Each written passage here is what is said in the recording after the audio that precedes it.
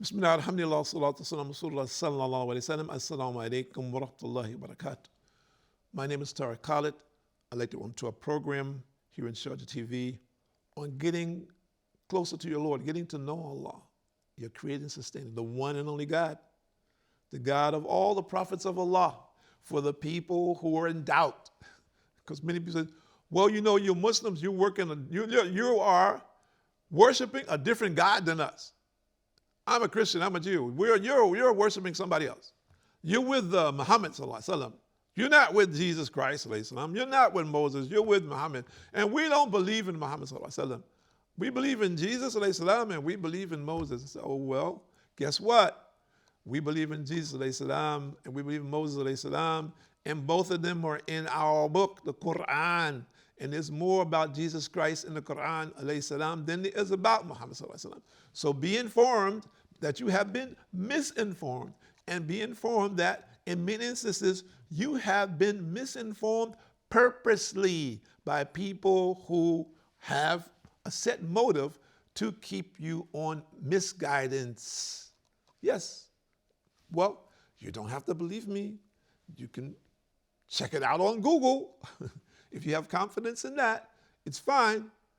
So we're saying that everyone out there needs the correct guidance. Everyone needs to know who is their Lord. Every single one. And if you don't choose this, then you are the losers. And you will be the losers in this world and the losers in the hereafter.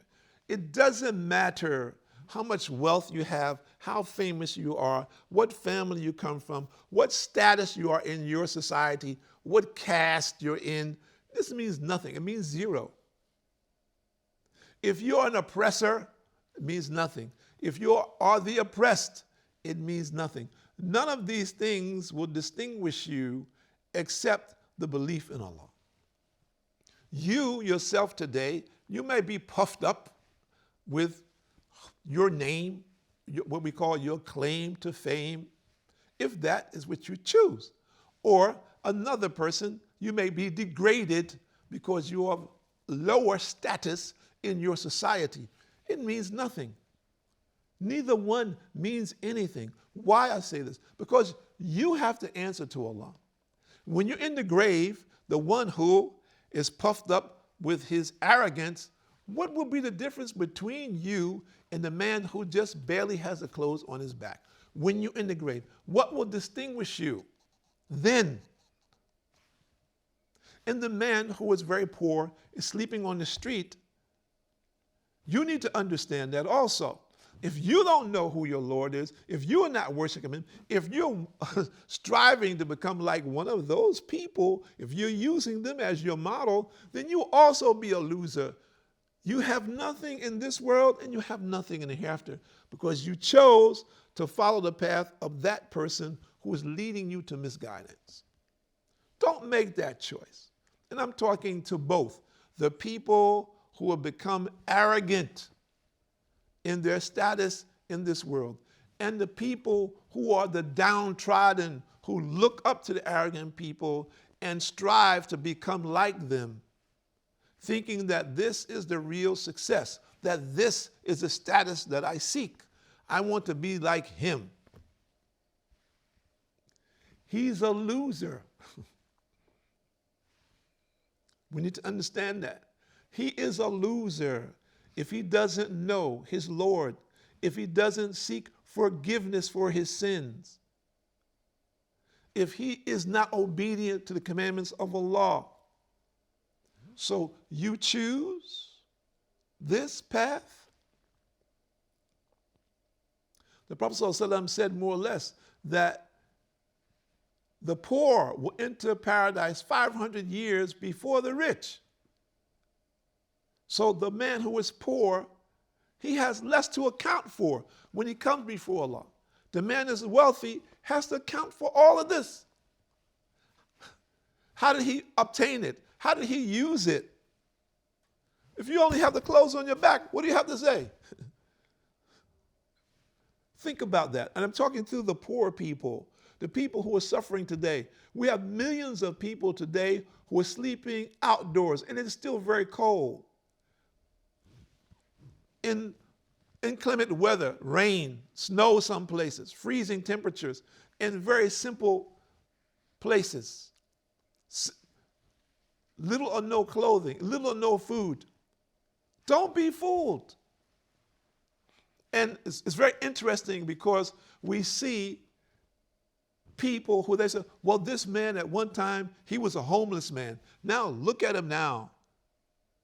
And he's very rich, he's very famous because he was a talented person, and by some good fortune that comes from God, from Allah, he stumbled upon whatever, he presented himself and people realized his skill sets, and his skill sets allowed him to pull himself up by his own bootstraps.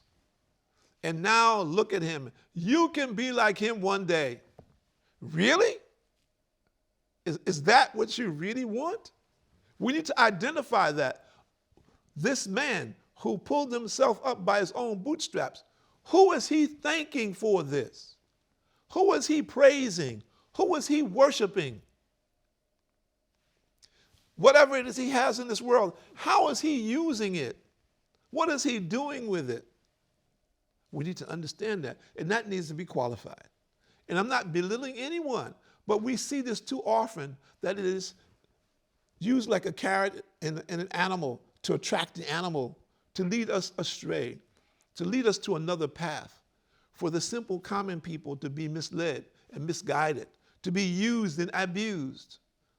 And we see globally common people being used and abused today, as it was historically. It is not something new, it is historically. If we look at history, it is there, it is documented all the way through history.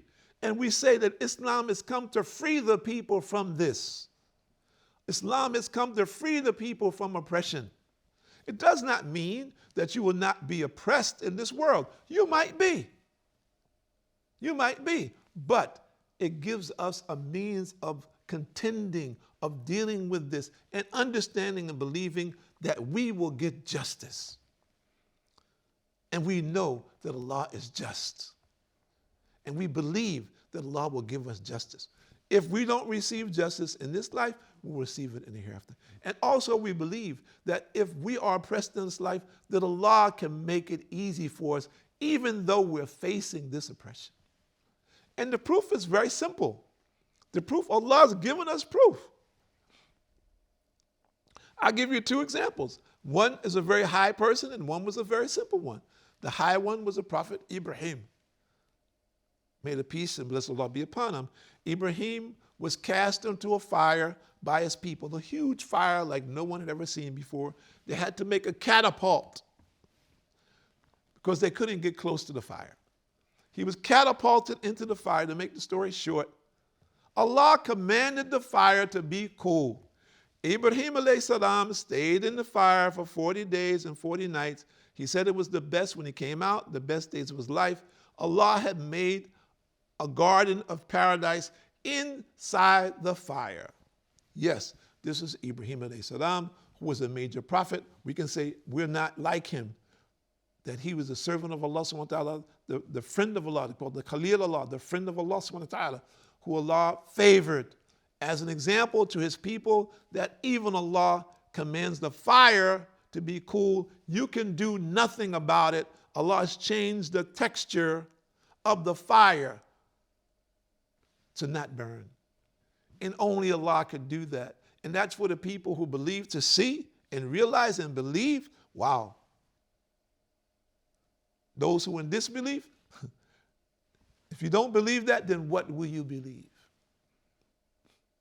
Second is Bilal ibn Rabah,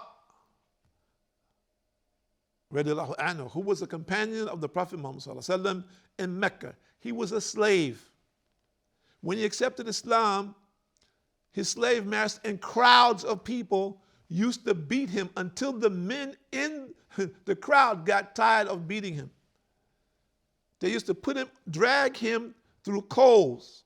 They used to put him in the hot sand in Mecca and put a huge stone in his chest. But all the time he was saying, Ahad, Ahad. What the people said, what is that? He never refused or changed his belief in the one and only God. People asked him later on, after he was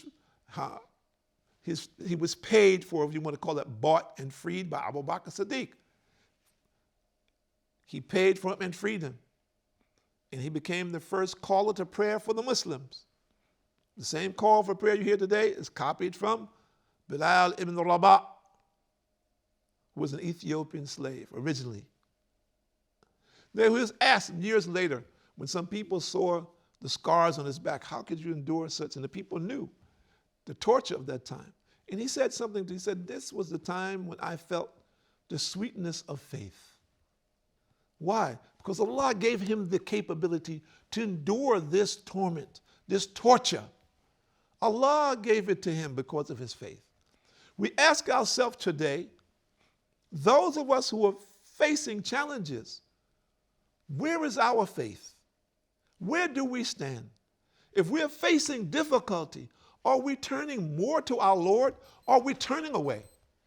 Are we turning to our tormentors? Do we think that we will be relieved by following them now, following their way, following their path, striving to be like them? Do we think that that is a solution for our problem? Then we are surely misguided. For those people who are not Muslim, who are listening, or if you know people who are not Muslim, inform them that the worst tyrant of this time, or an accumulation of them, is of no consequence. None. Zero. Because look, this which Allah has created has an expiration date. You are born with an expiration date. No one can do anything to rush that time. When it is written, it will be over. The means, the methodology, the place, the time is all written. If we understand that, then it is essential for us to what? To be concerned about one thing. What will be the condition of my faith when that time comes? That I am doing the things today to rectify my life, to be in accordance to the commandments of God. Today. Not tomorrow, today. So people are out there today. If you are doing something, and you shouldn't be frustrated. And I'm talking to the people who you know that you're a sinner. Your life is, you're just saturated. You have drowned yourself in sin. There are people like this. I'm not pointing the finger at anyone because we have the cure. Simple. We have the cure. You find yourself like this. You're intoxicated, addicted to sin. We're saying to you, take time out today, first of all, to make the intention that you want to change your life. Now, today, you want to change your life. Because if you die in this condition tomorrow or tonight, you're in very serious trouble. Now, you can say, oh, what you're saying is rubbish. I don't believe it. Fine. If you choose that path, that's up to you. But you will surely find out. You will surely know. And it will be soon enough. If you're in denial about this. And of course, most people who are engaged in addiction are in denial about their addiction. So if you are addicted and you don't see that you're addicted to sin, a sinful life, let me say this to you. If you continue on this path, and Allah knows best, I can't judge you and I'm not here to judge you. We're just talking about what we've been taught. And what Allah says, that your demise, you will be in hellfire forever, very simply, if this is your path. And if you refuse to believe in one and only God and to worship Him. Simple. It's a simple thing. If you're a Muslim and you say, I believe in God, the one and only God, but I'm a sinner and I'm indulged in sin, and you're in denial about that, you will go to hellfire. And Allah knows best. But at some point in time, what have we been told? The Prophet Muhammad said, more or less, that at the end of time, let's say, the day of judgment, the person who's been afterwards been thrown into the hellfire, that Allah will send the angels to take the person out who has even the atom's weight of faith. So that would be a person who was a Muslim, but he's indulging in all kinds of acts. But the person who says, well, I don't need that. Brother, I don't believe you. I don't like you. I don't like what you're saying. I don't like Arabs. I don't like black people. I don't like anybody who talks this thing. If you're caught up in that and that's going to be your misdirection, then you're in very serious trouble. Very serious trouble. You're talking about eternally being hellfire. It is not a joke. And I'm not committing anybody to hellfire. I cannot do that. Allah's the guide. But we've been told that this will be the condition of the people who refuse. And the Prophet Muhammad sallallahu alaihi wasallam, he said more or less in the translation, he was with his companions, all will enter paradise except those who do not want it. And his companions said more or less, oh, Rasulullah sallallahu alaihi wasallam, oh beloved Prophet of Allah, of God, who would not want paradise? And of course that makes it, who would not want paradise? What kind of fool is it that would not want paradise? How ignorant can you be? He said more or less, those, meaning the people, who heard of my way, meaning Islam, but refused it. Those who heard of Islam, but refused it. Ask yourself, are you one of those people? And if so, why? What is your reason? Is your reason justifiable? Think about it when you ask yourself this question. Is your reason justifiable? And when I'm saying, let's look at the criteria. If you believe in the one and only God, then how do you justify not accepting what he has revealed for mankind to be guided until the day of judgment? Ask yourself that question and then find the masjid and go sit with the imam and question him about what you're believing and make a comparative analysis about what Allah has revealed for all of mankind until the day of judgment.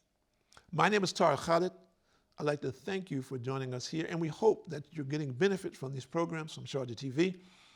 And may Allah guide each and every person to the correct path, and those of us that are striving on the path, may Allah make it easy and make our feet firm, and bless us and bless our progeny, those who are yet to come, to be among those who worship the one and only God until the day of judgment. Assalamu alaikum wa rahmatullahi wa barakatuh.